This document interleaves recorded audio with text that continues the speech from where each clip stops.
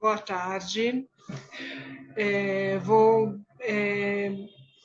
compartilhar com vocês uma aula referente ao meu curso, né? Eu sou estudante do doutorado pela ACU e sou a Ana Quintanilha, e aí eu venho mostrar um pouquinho das nossas aulas, das nossas interações, como a gente deve agir mediante a um curso, né? Ao nosso curso para, eu falo assim, adquirir experiência.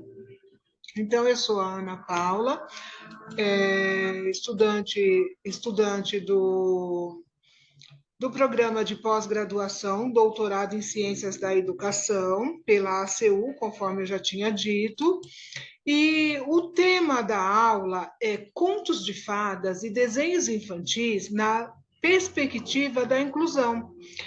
O que eu quero deixar claro é que hoje um estudante, um pesquisador, um universitário, ele não pode deixar de não falar na inclusão, na diversidade. Tá aí um tema que sempre pipoca nas nossas aulas, e a gente tem que estar preparado para poder lidar com essa situação, né? E a escola, ela não é feita de paredes. A escola é feita de pessoas. E a inclusão é um conceito, e conceitos são internalizados de forma diferente para cada um. Fundamentação sem atitude se converte em educação mecânica. Sem fundamentação, se limita à boa vontade. Não existe escola perfeita. Então, o que eu quero dizer com isso? A escola, ela é feita de gente. Circula gente o tempo todo e gente diferente e com as suas limitações. E não adianta somente a minha boa vontade de fazer vocês, de fazer com que a criança, o estudante com deficiência participe, eu ter boa vontade. Eu preciso proporcionar momentos e materiais que essa criança possa interagir junto com as demais. Então, não adianta somente boa vontade. E como eu deixo claro aqui, não existe uma escola perfeita, como essa que a gente pode ver no slide posterior, no slide seguinte. É uma imagem de uma escola perfeita, bem colorida, tudo sinalizado, tudo funcionando, mas por fora e por dentro, como que é as pessoas dentro dessa escola?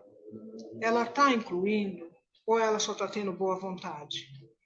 Ela está fazendo por onde aquela criança, aquele estudante, participe de todas as atividades, participe de todos os momentos?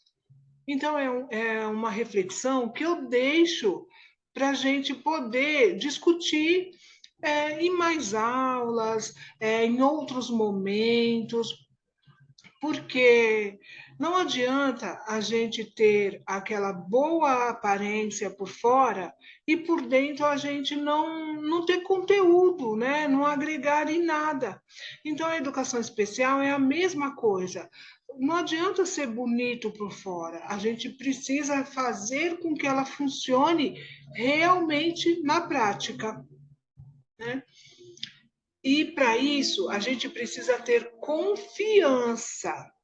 Confiança é uma conquista. Nós temos que conquistar a família dessa criança com deficiência, nós temos que conquistar todos os integrantes da escola, nós temos que estar assim, que transmitir confiança para esses pais que deixaram as crianças com a gente, para que a gente possa incluir essa criança de verdade e realmente.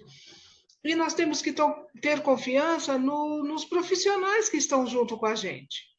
Com o lúdico, podemos conquistar a confiança dos nossos alunos, pois neste momento vamos fazer algo para diminuir a bagagem da família, que tem uma pessoa com deficiência e nos confiou esse aluno. Então, se ela nos confiou o filho dela, vamos fazer da melhor maneira possível que ele consiga participar de todos os momentos que a escola proporciona. E neste momento eu peço assim que se mostre disposta e disposto, né, a construir relação com a criança, com o jovem e com a família. Essa relação fica mais agradável através dos contos de fadas e dos filmes infantis, principalmente os que eu trago e principalmente dos que trazem, né, em seu enredo as emoções, por exemplo. Porque não dá para trabalhar com a educação especial, com a inclusão, sem deixar a emoção fluir. A gente já tem essa tendência de quando recebe um aluno com deficiência, a gente já tem duas emoções afloradas, né? O medo e o medo de como lidar, a tristeza por não poder fazer nada naquele momento. Pelo contrário, gente, o medo, ele vai te dar a oportunidade de você sair dessa tristeza para ajudar o seu aluno. E vai ficar claro aqui no decorrer da aula, certo?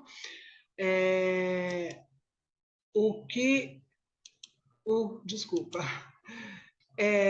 Os exemplos que eu trago, então, aqui, voltando um pouquinho aqui na confiança, e aí eu vou trazer alguns exemplos para essa ideia ficar clara. Os exemplos de contos e filmes infantis. A primeira imagem que eu tenho aqui é em relação ao Divertidamente. O Divertidamente, ele traz na mente mesmo, o desenho traz que todas as nossas emoções dependem da nossa mente, dependem dos nossos pensamentos. Ele tem ali a tristeza, o medo, a alegria, o nojinho, a raiva, e cada um tem a sua importância para que no filme eles, em conjunto, consiga lidar com todas as emoções. Não é ruim ter raiva. O problema é o que você vai fazer com essa raiva. Não é o ruim você ter medo. O importante é o que você vai fazer com esse medo. Né? Não é ruim você ter medo, tristeza, raiva. É você poder ter a inteligência emocional de resolver essas emoções. O próximo, a gente tem ali a Bela e a Fera, que eu trago em relação às crianças, em relação à aparência. Como eu disse antes, a escola bonita por fora. Bela e a Fera, bonito e feio por fora. Mas e por dentro? Como é por dentro? Como é o seu pensamento? Como é as suas emoções? Então, a gente precisa mostrar para a criança que o que é feio para ela pode não ser feio para o outro, o que é bonito para um não é bonito para o outro, assim para a nossa vida também. As duas imagens que eu tenho a seguir, as últimas três ali que eu tenho a seguir, são contribuições dos professores que trabalham no município onde eu ministro aula. A gente tem a menina de pés no chão, a menina azul de todas as cores, a saia mágica de Alice. Todos esses livros, eles trazem e deixa claro que precisamos mudar o nosso olhar para a inclusão. Como eu disse antes, não basta ter boa vontade, a gente precisa agir, precisa fazer. E aí é onde a gente traz uma dinâmica dos relógios das emoções, porque no nosso dia a dia, na nossa aula, nós passamos por esse relógio e por essas emoções várias vezes por dia. Várias vezes as nossas emoções estão afloradas. porque a gente recebe uma criança revoltada, porque a gente recebe um pai já revoltado. Então, cabe a nós, professores, educadores, especialistas, pesquisadores, saber como agir, ter a inteligência emocional naquele momento de saber acolher, né? É isso. E outro que fica claro são a Branca de Neve e os Sete Anões. Ele já traz, nas feições dos anões, ele já traz todas as feições das emoções. E nossas crianças também chegam para a gente assim, chega com sono, chega zangada, chega com raiva, e aí o professor, ele é o mediador ali naquele momento, ele vai ter que contornar aquela situação da melhor maneira possível para que a sua aula flua, para que ele consiga ter o seu objetivo alcançado.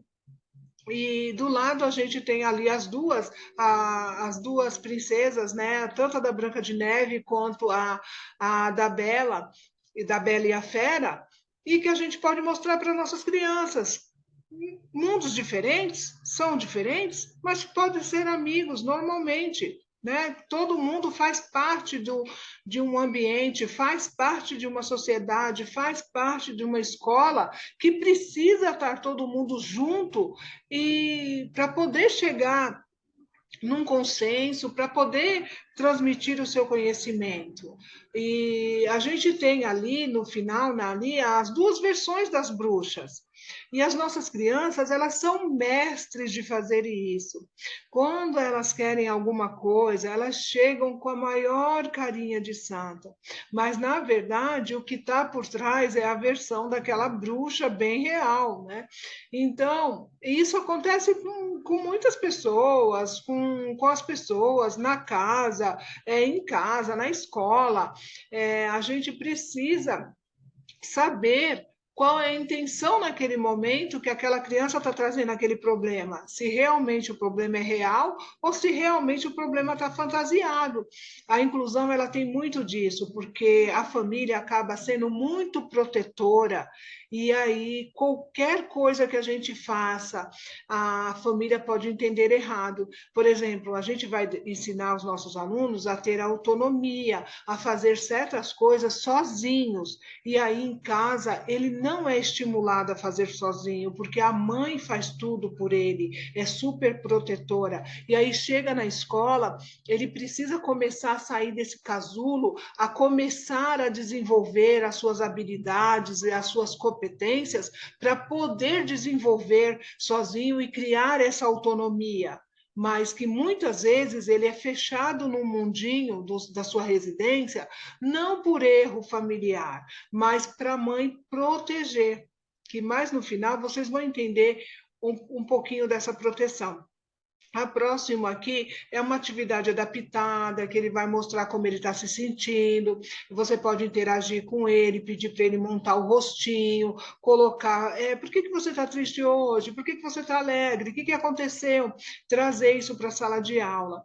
E a outra imagem com os cabelos, porque geralmente as crianças trazem essa questão para a sala de aula, né? Eles têm muito essa dificuldade de lidar com a aparência, de lidar com os cabelos. Então, essa atividade é muito interessante para mostrar para essas crianças que somos diferentes, que cada um tem as suas características e que está tudo bem. Todo mundo é diferente um do outro, ninguém é igual, né? É muito bacana essa parte. A próxima, como eu falei, que vocês iam entender aquilo de estar dentro do casulo, é um paralelo que eu faço em relação à história da educação especial com o filme da Frozen. A Frozen é um filme de amor entre duas irmãs que são separadas ainda pequenas, quando crianças, e que só vão se reencontrar novamente na adolescência. Elas são separadas por uma porta, a Elsa é criada num quarto, excluída de tudo, já a Ana participa de todos os eventos do reino.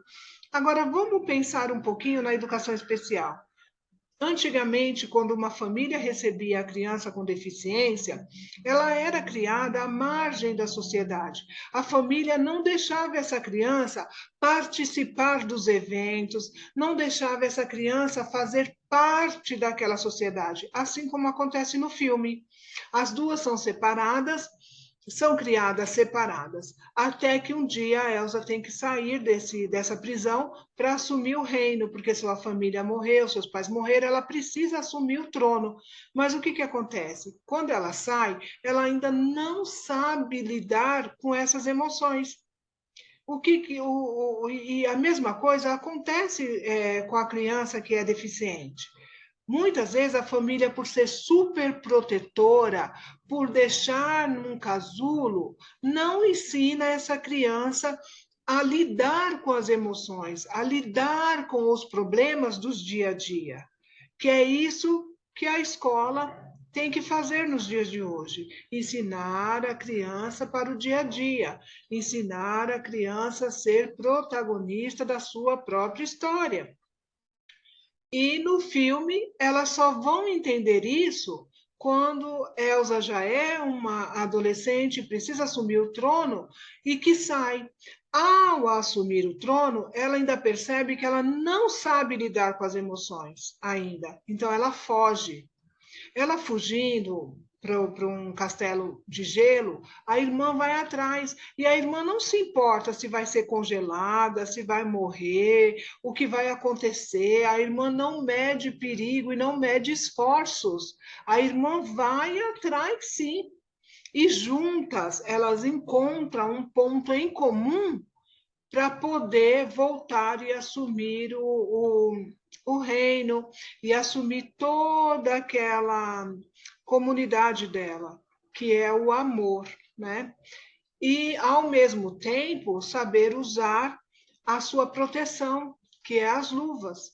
Muitas vezes, nós, professores da educação especial, da inclusão, precisamos também ter as nossas luvas, precisamos também ter as nossas proteções, assim como a família da criança com deficiente, assim como a escola e assim como a sala de aula, porque nós precisamos também, de uma maneira ou outra, proteger as nossas crianças, né? E para a gente poder ir finalizando, eu trouxe essa imagem que eu gosto muito e agora a gente acrescentou mais uma imagem. A gente tem ali a igualdade, todos iguais no caixote para poder assistir ao jogo. Porém, quem tem a estrutura menor, é mais baixinho, ainda não consegue assistir o jogo.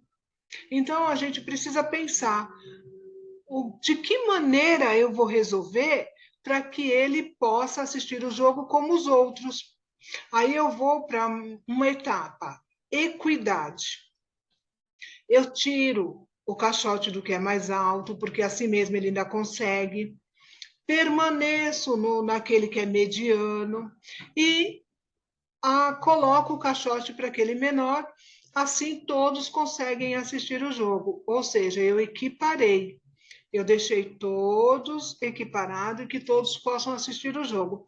Porém, nós estamos chegando num momento em que a gente não precisa somente agora de igualdade nem de equidade. Nós precisamos também de ter liberdade. Assim, todos vão poder ter a mesma como quem diz assim, o mesmo tratamento, a mesma liberdade, independentemente de você ter uma deficiência ou não. Os direitos são iguais para todos, para todos. Cabe a gente saber até onde pode ir e até onde e o que fazer, para que todos tenham essa liberdade. A campanha do autismo, ela deixa bem claro que é assim, o autismo ele pode estar no lugar que ele quiser. Nós é que temos que nos adequar para receber eles. Assim como a escola tem que se adequar para receber. Assim como o professor tem que se adequar para receber. Assim como qualquer ambiente tem que se adequar para receber. Eu sei, gente, que ainda não é 100%. Ainda temos muita dificuldade para receber uma pessoa com deficiência em determinados lugares. Ainda requer muito estudo quanto a isso. Então, por isso, eu vou ler para vocês um texto de uma professora que fez uma formação e eu gostei muito, né, desse texto e acho ele muito importante e assim eu gostaria de contribuir, eu gostaria de compartilhar esse texto com todos vocês e a gente volta a conversar sobre ele. O texto é Desejos. Então, assim, desejo a você, professor, que receba seus alunos todos com os olhos de festa, olhos de esperança de quem vê o novo, de quem contempla o inédito, o que está por vir. Você não sabe do que ele é capaz ainda. Você não sabe ainda do que você é capaz de fazer por ele e com ele. Tente e veja o improvável acontecer.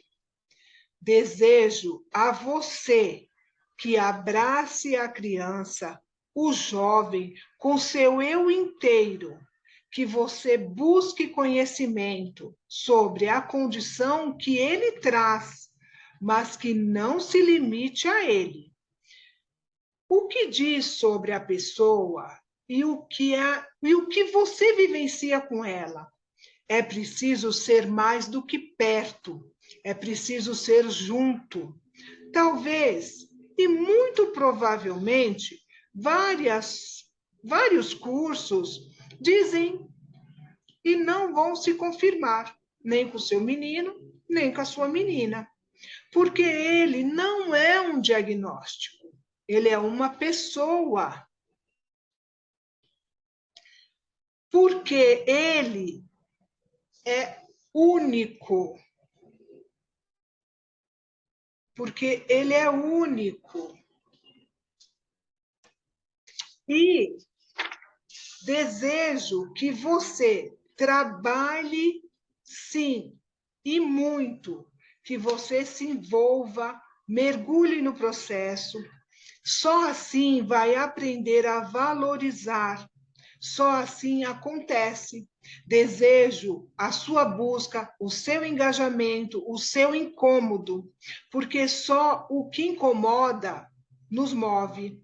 Que se incomode com o seu não saber e que aprenda a fazer fazendo. Desejo ao final do ano que você respire os ares de quem fez a diferença, de quem plantou o possível e colheu surpresa, o encantamento, a descoberta. O que você vai colher com o seu aluno, eu não sei, mas uma coisa é certa, tenho desejado e feito ano após ano, e posso lhe dizer que é indescritível, irreplicável e que vale a pena por você, por cada um deles e por todos nós. Estar vivo é fazer parte. Ana Beatriz. Obrigada e espero ter contribuído um pouco com o aprendizado de todos vocês. Gratidão.